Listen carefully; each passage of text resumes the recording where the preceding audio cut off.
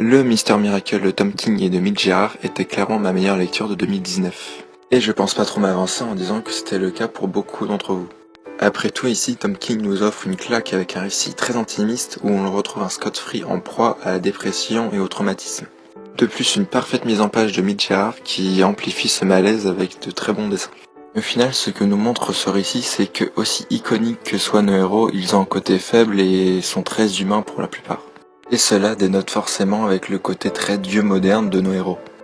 C'est du coup encore plus flagrant avec Mr Miracle faisant partie des New Gods créés par Jack Kirby. Il fait donc partie des nouveaux dieux, mais il est surtout au final montré dans ce comics comme un humain avec ses faiblesses qui sont justement très humaines.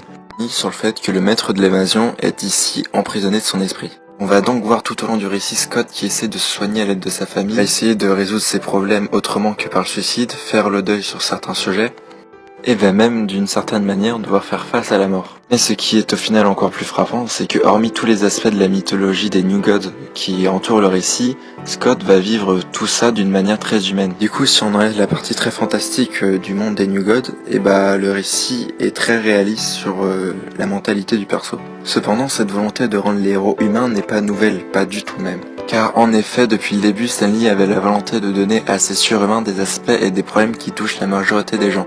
On peut alors s'identifier plus facilement à nos héros qui, par leur capacité, sont une forme de perfection. Et c'est justement par cette perfection qu'elles sont inspirantes et deviennent donc des exemples pour nous. Et du coup, quoi de mieux que de représenter des exemples pour nous face à des problèmes qui nous touchent. Puisque quasiment tous les héros vont devoir faire face à un traumatisme dès leur début, comme par exemple la perte de Oncle Ben pour Spider-Man, la mort de ses parents pour Batman, voire même la planète tout entière pour Superman. Traumatisme dont nos héros utilisent pour en faire une force. Et c'est d'une certaine manière ce qu'on fait au quotidien, car c'est par notre passé et par nos échecs qu'on grandit et qu'on arrive à s'améliorer. Et ces faiblesses très humaines, du coup, on les retrouve partout avec tous nos héros. On a déjà du coup cité Mr Miracle avec la dépression, mais c'est pareil avec l'addiction à l'alcool pour Tony, l'addiction à la drogue pour Arsenal, et on peut voir dans Heroes in Crisis que tous nos héros sont fragiles et sont touchés par des traumatismes. Et le meilleur exemple pour montrer ce parallèle entre la vie réelle et les comics, c'est sûrement Robert Downey Jr. qui a au final un parcours très similaire avec le personnage qu'il interprète. En conclusion, oui, nos héros sont faibles malgré leur pouvoir ou leur capacité hors norme. Et c'est pour qu'on s'identifie et qu'on s'attache à eux et qu'ils deviennent encore plus des exemples en étant ainsi. Car si j'étais vraiment parfait, comment s'identifier à quelqu'un en qui on ne pourrait jamais ressembler? Et du coup, on ne pourrait encore moins les prendre en exemple. Enfin voilà, cette vidéo est terminée, j'espère qu'elle vous a plu.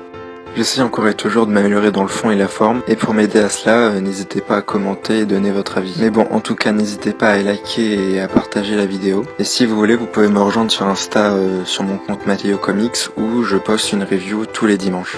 Enfin bref, on se retrouve pour une prochaine vidéo, et en attendant, lisez des comics.